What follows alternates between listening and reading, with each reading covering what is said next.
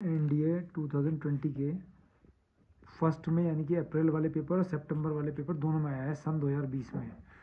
तो देखिए क्वेश्चन क्या है, द टर्म, वो टर्म यानी कि वो पद जो इंडिपेंडेंट हो, इंडिपेंडेंट का मतलब स्वतंत्र हो एक्स से, यानी कि एक ऐसा पद हमें चाहिए, एक ऐसी टर्म हमें चाहिए जिसमें एक्स ना हो, इंडिपेंडेंट ऑफ एक्स, एक्स से स्वतंत्र हो, इन द बाइनोमियल एक्सपेंशन। एक बाइनोमियल एक्सपेंशन है 2/x² minus root x to the power 10।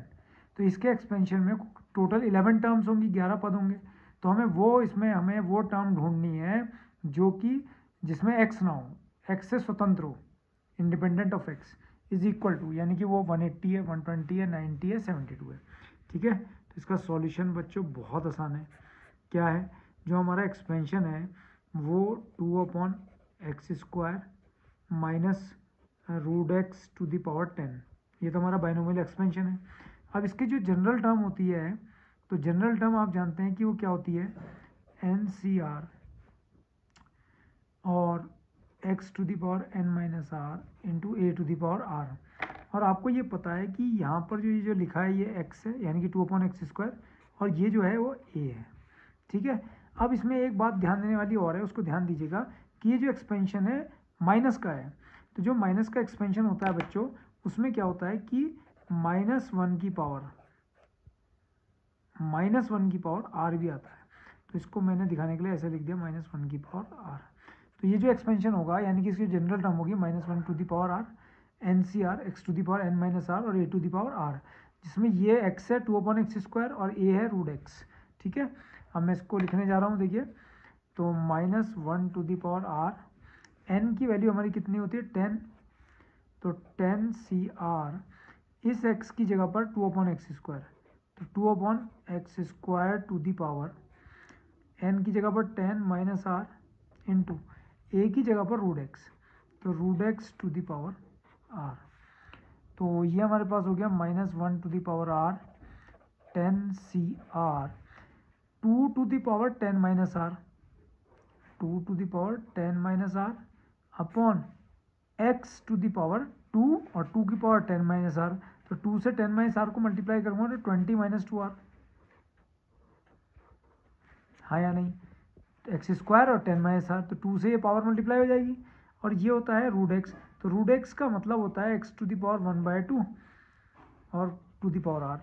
तो यहाँ पर हमारे पास हो गया -1 to the power r 10CR 2 to the power 10 minus r, x की पावर को ऊपर ले आए, तो एक्स की पावर 20 तो हो जाएगी माइनस की, और 2r हो जाएगी प्लस की, तो 2r माइनस 20, और x टू द पावर हो गया r/2।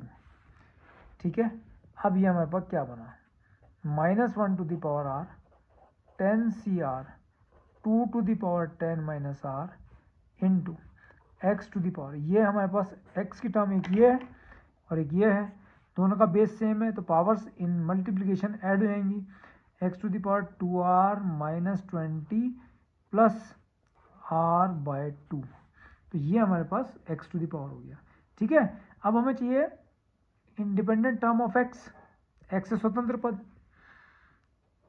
Term independent from x, यानी कि x से स्वतंत्र पद चाहिए हमें। तो उसमें क्या करना पड़ता है कि x से स्वतंत्र कब होगा, जिसमें x ना हो। तो x कब नहीं होगा, जब x की पावर 0 होगी, क्योंकि x की पावर 0 1 हो जाती है। तो इसका मतलब हमें वो टर्म चाहिए जिसमें x की पावर क्या होगी 0।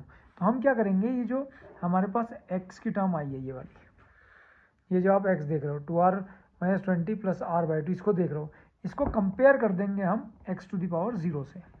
तो यहाँ पर मैं कंपेयर करने जा रहा हूँ x to the power 2r minus 20 plus r/2, इसको कंपेयर कर रहा हूँ मैं x टू द पावर 0 से।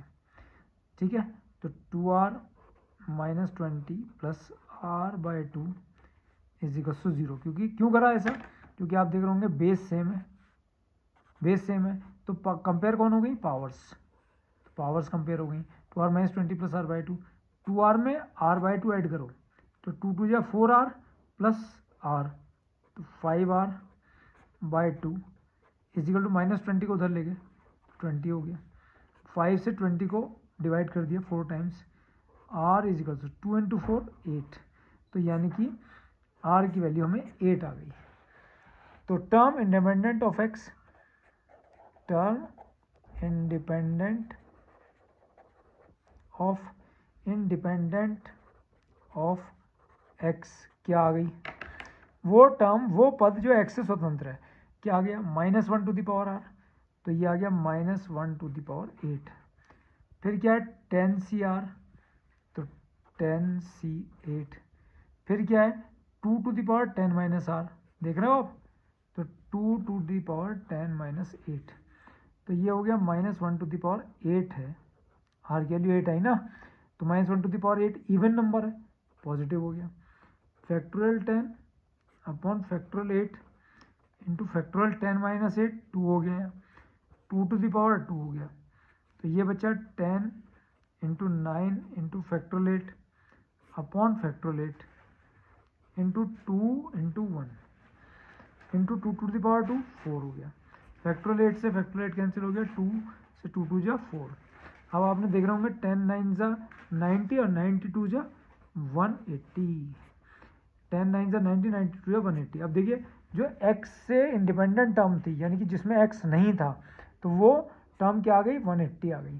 तो ऑप्शन देख लीजिए आप, A 180, यानी कि ऑप्शन ए ही ठीक है, 120 90 72, तो ऑप्शन ए। तो यहाँ पर हमारे जो आंसर आ जाएगा वो आ जाएगा ऑप्शन ए। तो बहुत ईजी क्वेश्चन है।